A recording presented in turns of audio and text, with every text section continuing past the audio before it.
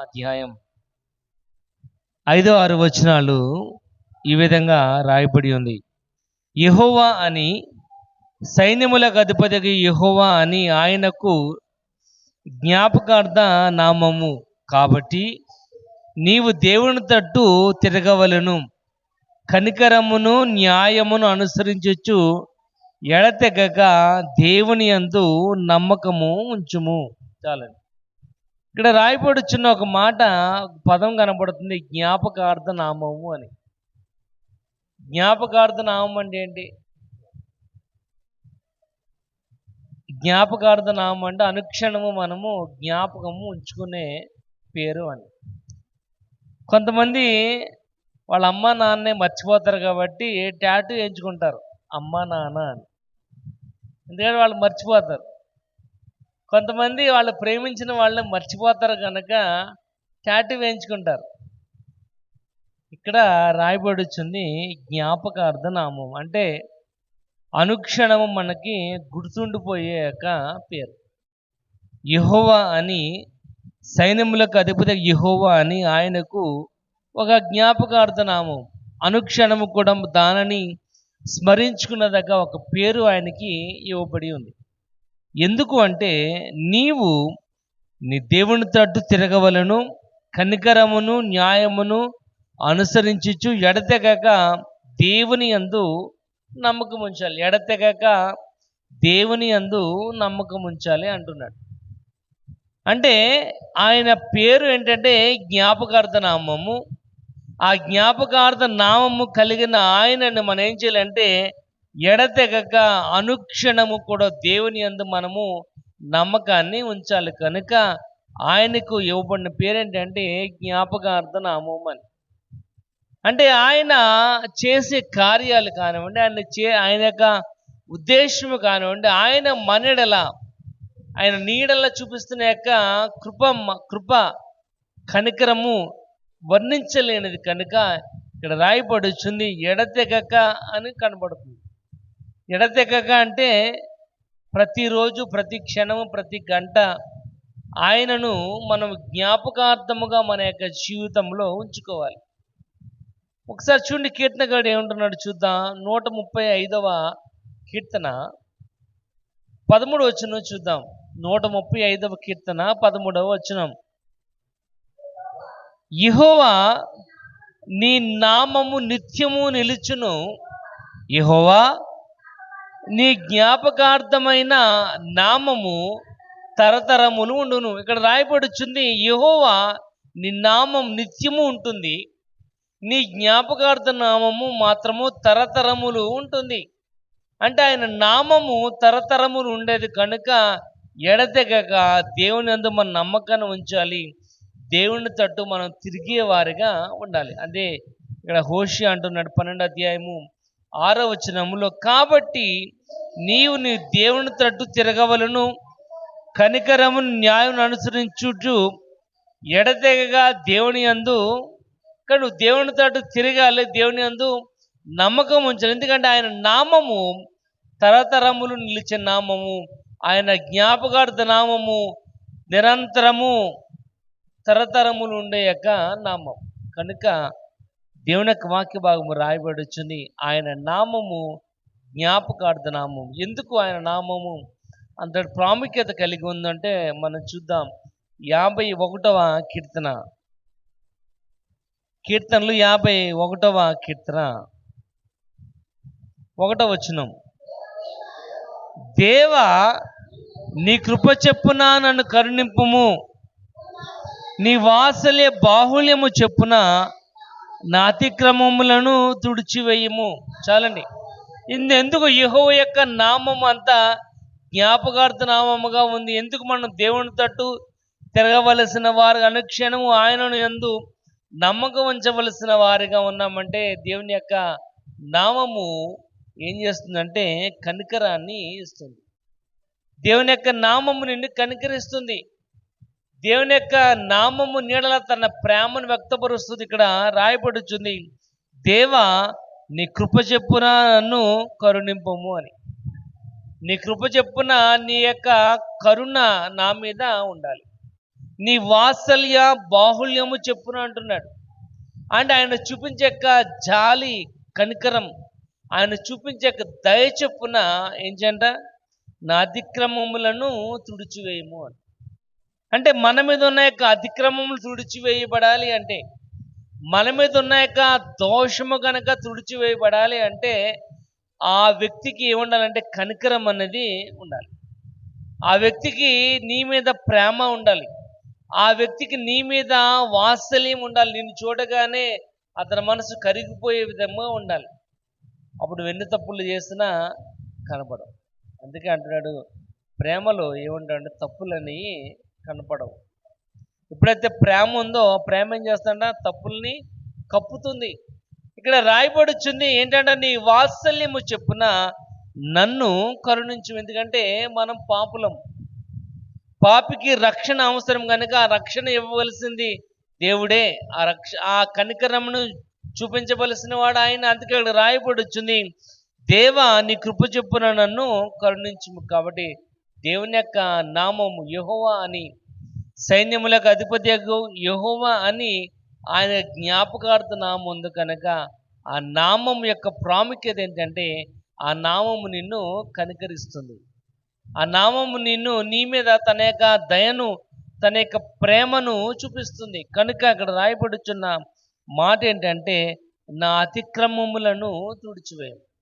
ఇక్కడ మన మీద ఉన్న యొక్క దోషం, ఎందుకంటే అక్కడ మనము 51వ కీర్తనలోనే 5వ వచనం రాయబడుతుంది, నేను పాపములో పుట్టిన వాడను, పాపములోనే నా తల్లి గర్భమున ధరించి. కాబట్టి జన్మతః మనం పాపులం.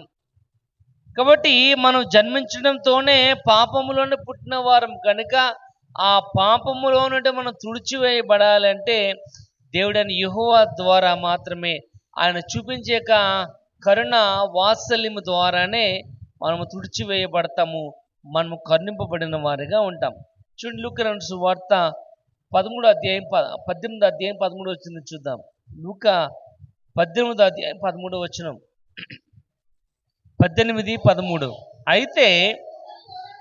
అయితే సుంకరి దూరముగా నిలబడి ఆకాశం వైపు కనులెత్తుటకైనను ధైర్యము చాలక రొమ్ము కొట్టుకొనుచు, దేవా పాపినైన నన్ను కరుణించుమని ఏం చేస్తున్నాడంట? సుంకరి ఏం చేస్తున్నాడు? దూరముగా నిలబడి నిన్ను ప్రభు అనడానికి కూడా నేను యోగ్యుడను కాను, నేను పాపిని కనుక నా పాపములను క్షమించమని రొమ్ము కొట్టుకొనుచు ప్రార్థన చేసేవాడిగా ఉన్నాడు. కాబట్టి దేవుడు ఆ ప్రార్థన ఆలకించాడు. ఎందుకంటే మనము జన్మతః పాపులు. మన మీద పాపము అజమాయిష్ చేస్తుంది కనుక ఆ పాప భారములో నుండి మనం బయటికి వెలివేయబడాలి అంటే దేవుని యొక్క నామము తప్పనిసరిగా మనం జ్ఞాపకార్థముగా ఉంచుకోవాలి. దేవుని యొక్క నామము తప్పకుండా మన యొక్క జీవితం ఉండాలి. అందుకంటే రాయబడుతుంది, దేవుని తట్టు తిరిగి ఆయన యందు నమ్మకము ఎడతెగక ఆయన యందు ఏం చేయాలంట? నమ్మకాన్ని ఉంచాలి. కనుక రాయబడుతుంది, దేవుని యొక్క నామము నిన్ను కనికరిస్తుంది. దేవుని యొక్క నామము ద్వారానే నీ జీవితానికి రక్షణ అనేది ఉంది. చూడండి, యెషయా అంటున్నాడు, చూడండి 43వ అధ్యాయం ఒకసారి చూద్దాం. యెషయా గ్రంథము 43వ అధ్యాయం 25వ వచనం, 43:25.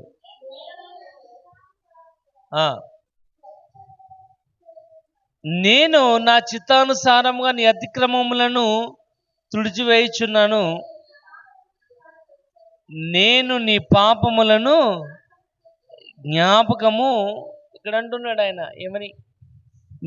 నేనే నా చిత్తానుసారంగా నిన్ను క్షమిస్తున్నాను. ఎవరి యొక్క బలవంతం లేదు, ఎవరు నా మీద అజమాయిషి చేయట్లేదు కనుక నేను నీ పాపములను ఇంకెన్నడూ కూడా జ్ఞాపకము చేసుకోను. కనుక ఆయన నిన్ను కరుణించేవాడుగా, నీ పాపములను తుడిచివేసేవాడుగా, నీ పాపములను ఇంకెన్నడూ కూడా ఆయన జ్ఞాపకం చేసుకొని వాడుగా ఉన్నాడు. కనుక నువ్వు దేవుని తట్టు తిరగాలి. దేవుని యొక్క నామము యందు నువ్వు నమ్మకాన్ని, ఎడతెగక నమ్మకాన్ని కలిగిన వారికి ఉండాలి. అటు ప్రియమైన వాళ్ళరా, దేవుని యొక్క నామము నిన్ను కనికరిస్తుంది. దేవుని యొక్క కరుణ వాత్సల్య బాహుళ్యము చెప్పున ఆయన నిన్ను కరుణించేవాడుగా, నిన్ను ప్రేమించేవాడుగా ఉన్నాడు. కనుక నువ్వు దేవుని యొక్క నామాన్ని జ్ఞాపకార్థంగా ఉంచుకోవాలి. దేవుని యొక్క నామం మీద అనుక్షణము నువ్వు ఆధారపడిన వారు ఉండాలి. చూడండి, అపొస్తల కార్యాలు 3వ అధ్యాయం చూద్దాం. అపొస్తల కార్యాలు 3:20, 3వ అధ్యాయము 20వ వచనం. నీ కొరకు నియమించిన క్రీస్తు యేసును ఆయన పంపినట్లును నీ పాపములను తుడిచివేయబడు నిమిత్తము మారు మనసు నొంది, ఇక్కడ రాయబడుచుంది, మీ కొరకు నియమించిన యేసుక్రీస్తును ఆయన పంపునట్లు మీ పాపములను తుడిచివేయబడు నిమిత్తము మారు మనసు నొంది ఆయన వైపు నువ్వు తిరగాలి. ఎందుకంటే యేసు ప్రభు నీ కోసము పంపబడిన వాడుగా ఉన్నాడు. తండ్రి తన కుమారుని పంపించాడు. లూకాసు సువార్త యోహాను 3:16 రాయబడుచుంది, దేవుడు తన ద్వితీయ కుమారుని లోకములోనికి పంపాడు. పంపిన వారిని విశ్వాసం ఉంచినట్లయితే తప్పకుండా ఆయన నీకు నిత్య జీవాన్ని ఇస్తాడు. ఇక్కడ అంటున్నాడు, ఇక్కడ ఏం మాట అంటే చూడండి, నీ కొరకు నియమించిన యేసుక్రీస్తును ఆయన పంపునట్లును నీ పాపములు తుడిచివేయబడు నిమిత్తము మారు మనసు నొంది తిరగాలి. ప్రియమైన వాళ్ళరా, ఆయన యొక్క కరుణ నీ మీద ఉండాలి అంటే నువ్వు మారు మనసు పొంది మారి నువ్వు దేవుని వైపు తిరగాలి. అందుకే హోషేయ 12వ అధ్యాయము 6వ వచనం రాయబడుతుంది, నువ్వు దేవుని తట్టు తిరగాలి. నువ్వు దేవుని తట్టు ఏ విధంగా తిరగాలంటే మారు మనసు పొంది నీ మనసును మార్చుకోకపోతే నీకు కనికరం అనేది లేదు. అందుకే మార్కు 16:10 రాయబడుతుంది, నమ్మి బాప్తిసం పొందినవాడు రక్షింపబడును. కాబట్టి నీ మీద ఆయన కనికరమును చూపించబడాలి అంటే, నీ మీద ఆయన యొక్క కరుణ, కృప, వాత్సల్య బాహుళ్యమును చూపించాలి అంటే వాక్య భాగం రాయబడుతుంది, నువ్వు మారు మనసు పొంది ఆయన వైపు నువ్వు తిరగాలి. నువ్వు తిరిగినప్పుడే నీ మీద ఆయన కనికరాన్ని చూపిస్తాడు. ఆయన అంటున్నాడు 43వ అధ్యాయంలో, ఇంకెన్నడూ కూడా నేను నీ పాపములను నేను జ్ఞాపకము చేసుకోను. ప్రియమైన వాళ్ళరా, మొదటిగా రాయబడుచుంది ఆయన నీ మీద కనికరాన్ని చూపించేవాడుకున్నాడు. ఇంకో మాట చూద్దాం, కొలసి చూడండి ఒకసారి. కొలసీలు రాసిన పత్రిక 2వ అధ్యాయం, కొలసీలు రాసిన 2వ అధ్యాయం 13వ వచనం చూసారి చూద్దాం.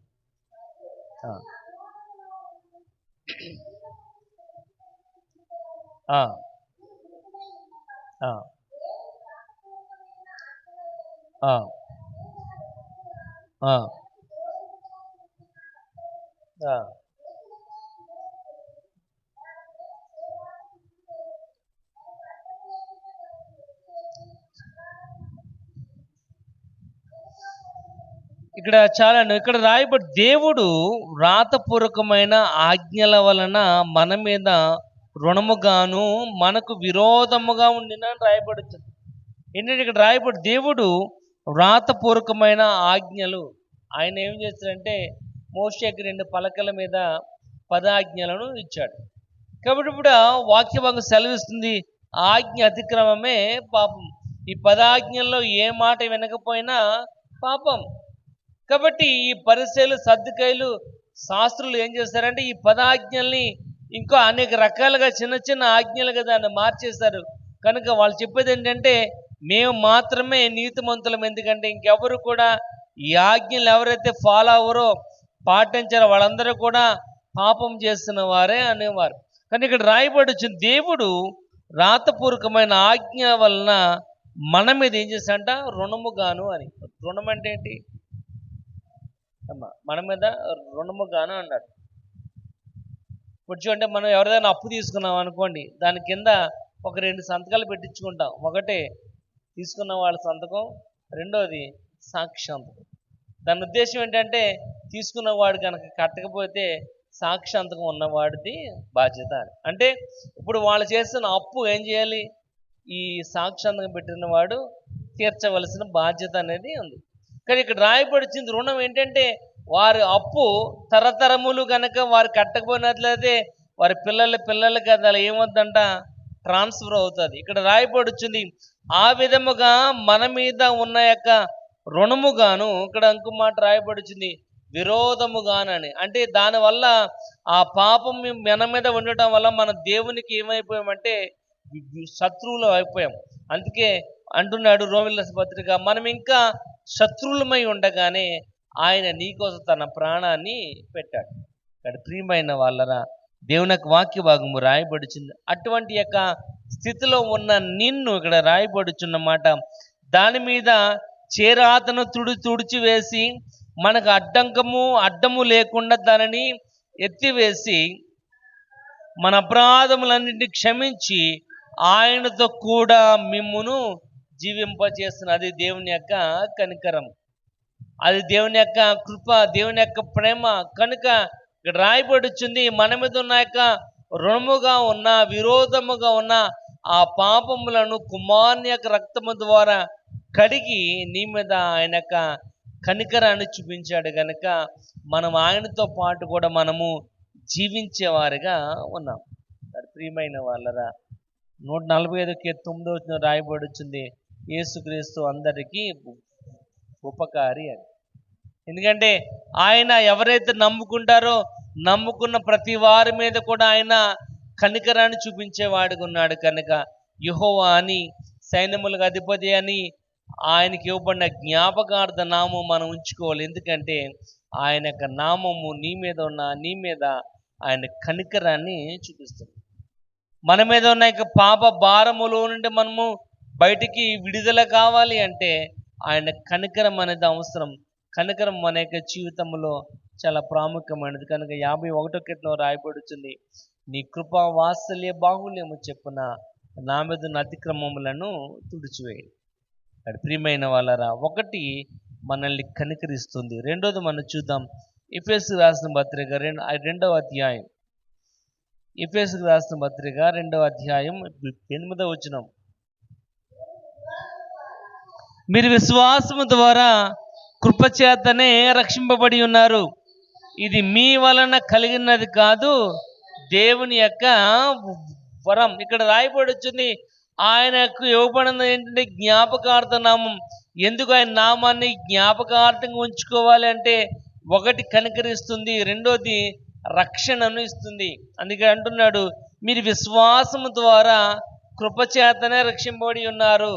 ఏంటంట, మీరు విశ్వాసం ద్వారా కృపచేత రక్షింపబడి ఉన్నారు. కనుక ఇక్కడ రాయబడి, ఇది మీ వలన కలిగినది కాదు, దేవుని యొక్క వరం. కాబట్టి నువ్వు చేస్తున్న మంచి పనుల వల్ల కాదు, నువ్వు చేస్తున్న మంచి నడవడిక వల్ల కాదు, నువ్వు మంచిగా జీవించడం వల్ల కాదు, కానీ దేవుని యొక్క బహుమానమే తప్ప మరి ఏమి కూడా కాదు. కనుక ఆయన నామాన్ని మనం జ్ఞాపకార్థ నామముగా ఉంచుకోవాలి. ఆయన నామాన్ని ఏం చేయాలంట? జ్ఞాపకార్థ నామంగా ఉంచుకోవాలి. ఇక్కడ మనం తరచుగా మర్చిపోతూ ఉంటాం. కనుక ఎక్కడ పడితే అక్కడ, అందుకే ద్వితీయోపదేశంలో రాయబడుచుంది 6వ అధ్యాయంలో, నువ్వు లేచినప్పుడు, నడిచినప్పుడు, పండుకున్నప్పుడు, నువ్వు త్రోవను వెళ్ళినప్పుడు ఏం చేయాలంట? వాటిని దీని ద్వారబంధముల మీద ఏం చేయాలంట? రాసుకున్నట్లయితే నువ్వు మర్చిపోకుండా ఆ నామాన్ని జ్ఞాపకార్థ నామముగా నువ్వు ఉంచుకోగలవు.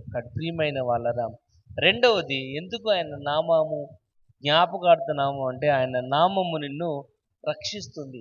ఎఫెసీయులకు రాసిన అపొస్తలులలో రాయబడుచుంది, నజరేయుడైన యేసు నామములోనే రక్షణ. భూమి మీద ఉన్న మనుషులకు ఇవ్వబడిన ఏ నామములో కూడా రక్షణ అనేది లేదు కదా. రక్షణ ఎక్కడుందంటే యేసు నామములోనే రక్షణ. ప్రియమైన వాళ్ళరా, అందుకు ఆయన నామాన్ని మనము జ్ఞాపకార్థ నామముగా ఉండుకోవాలి. ఇది ఉచితమైన, ఇది ఫ్రీగా ఇవ్వబడింది, ఉచితం. దీనికోసం నువ్వు ఏ డబ్బులు చెల్లించడం అవసరం లేదు, దీనికోసము ఏ పరిత్యాగ పత్రికలు కొనవసరం లేదు. ఇది ఉచితముగా నీకు ఇవ్వబడినదే తప్ప అది నువ్వు కష్టపడి కొనవలసిందైతే కాదు. ఉచితమైన గిఫ్ట్ అది నువ్వు చేసిన పని వల్ల కాదు. ప్రియమైన వాళ్ళరా, వాక్య భాగము రాయబడింది, మీరు విశ్వాసం ద్వారా కృపచేతనే రక్షింపబడి ఉన్నారు. కాబట్టి దేవుని యొక్క నామము నీ యొక్క జీవితంలో రక్షణను కలుగజేసేదిగా ఉంది. చూడండి, అదే ఎఫెసీయులకు 2వ అధ్యాయం 4వ వచనం చూడండి, 4-5 వచనాలు. ఆయనను దేవుడు కరుణా సంపన్నుడై మనము మన అపరాధముల చేత చచ్చిన వారమై ఉన్నప్పుడు సైతము మన యెడల ఆయన చూపిన మహా ప్రేమ చేత మనల్ని క్రీస్తుతో కూడా అది ఆయన యొక్క వాత్సల్యం, అది ఆయన యొక్క మనస్సు. ఇక్కడ రాయబడి వచ్చింది, ఆయన కరుణా సంపన్నుడిగా ఉన్నాడు కనుక, ఆయన కరుణ కలిగిన వాడిగా ఉన్నాడు కనుక, ఆ కరుణ నిన్ను రక్షించేదిగా ఉంది కనుక వాక్యభాగం రాయబడి వచ్చింది. మనము మన అపరాధముల చేత పాపముల చేత చచ్చిన వారై ఉన్నప్పుడు సైతము ఆయన తన మహాప్రేమ చేత నిన్నేం చేశాడంట? రక్షించాడు. ప్రియమైన వాళ్ళరా, అది ఆయన యొక్క ప్రేమ, అది ఆయన యొక్క గొప్పతనం. ప్రియమైన వాళ్ళరా, వాక్యభాగం రాయబడి వచ్చింది, దేవుని యొక్క నామం ఎందుకు అంత జ్ఞాపకార్థ నామముగా ఉందని హోషి అంటున్నాడంటే, ఆ నామము నిన్ను రక్షించేదిగా ఉంది. ఎందుకంటే మన అపరాధముల చేత పాపముల చేత చచ్చిన వారి ఉండగా ఆయన తన ప్రేమ చేత నిన్ను క్రీస్తుతో కూడా బ్రతికించిన వాడిగా కనబడుతున్నాడు కనుక ఆయన నామం నిన్ను రక్షించేదిగా ఉంది. చూడండి, రోమీయులకు రాసిన పత్రిక 3వ అధ్యాయం కూడా చూద్దాం. రోమా 3వ అధ్యాయం 23వ వచనం. ఏ భేదము లేదు, అందరూ పాపము చేసి దేవుడు అనుగ్రహించు మహిమను పొందలేకపోతున్నారు. ఏ భేదము లేదు, అందరూ కూడా పాపము చేసిన వారే. అదే 3వ అధ్యాయంలో 11వ వచనం రాయబడి, నీతిమంతుడు లేడు, ఒక్కడును కూడా లేడు, దాన్ని గ్రహించుకుని వాడు ఎవడు కూడా, దేవుని వెతుకువాడు ఎవడు కూడా లేడు. కాబట్టి మనం అటువంటి యొక్క స్థితిలోనే ఉండిపోతున్న వారుగా ఉన్నాం. ఇంకా దేవుని గ్రహించిన వారుగా, దేవుని యొక్క ప్రేమ యొక్క మహత్యము తెలియని వారు ఇంకా ఆ విధముగానే మనం ఉండిపోయిన వారుగా ఉన్నాం. ఇంకా దేవుని తెలుసుకోకుండా జీవించేవారుగా, మేము క్రైస్తవులు అని చెప్పుకొనొచ్చు, ఇంకా దేవుణ్ణి పూర్తిగా తెలుసుకునే వారిగానే మనం ఉండిపోతూ ఉన్నాం. ఎందుకంటే మనం అంటూ ఉంటాం, ఈరోజు ఆదివారం అంటే ఈరోజు మేము పనిలోకి రామండి చెప్తూ ఉంటాం. కాబట్టి రైతుకు తెలుసు వీళ్ళు ఆదివారం పనిలోకి రారని.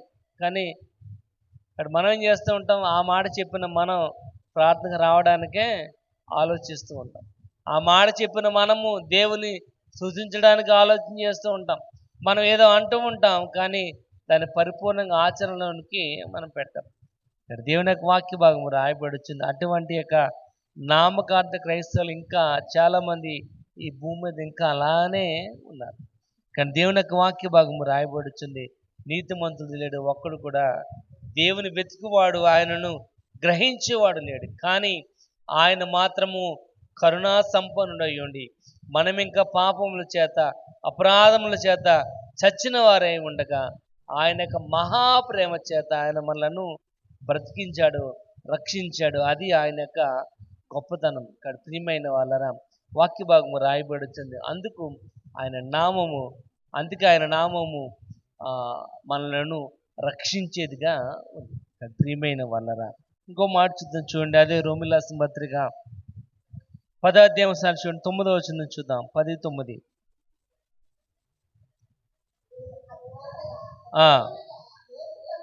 యేసు ప్రభువని నీ నోటితో ఒప్పుకొని దేవుడు మృతులలో నుండి లేపినని నీ హృదయమందు విశ్వసించినట్లయితే నువ్వు రక్షింపబడతావు. ఇక్కడ రాయబడుతుంది, యేసు ప్రభు అని నీ నోటితో ఏం చేయాలంట?